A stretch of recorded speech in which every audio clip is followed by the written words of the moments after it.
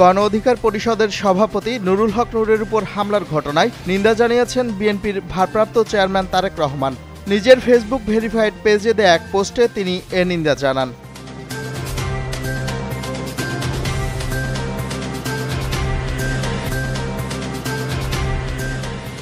হামলার প্রতিবাদে দেশব্যাপী বিক্ষোভ কর্মসূচি ঘোষণা করেছে গণ অধিকার পরিষদ। প্রতিটি জেলা ও উপজেলা পর্যায়ে শান্তিপূর্ণ বিক্ষোভ মিছিল করবে দলটি।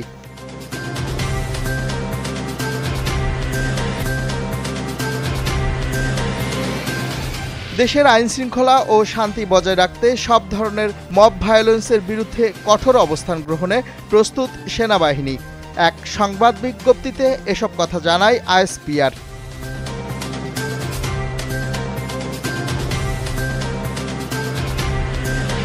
কিশোরগঞ্জ পাগলা মসজিদের দান বাক্সে এবার রেকর্ড ৩২ বস্তা টাকা, বৈদেশিক মুদ্রা ও সোনার গয়না পাওয়া গেছে।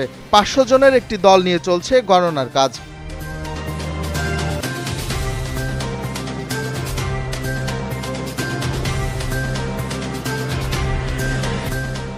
ডোনাল্ড ট্রাম্পের শুল্ক আরোপকে অবৈধ ঘোষণা করেছে দেশটির ফেডারেল আপিল আদালত।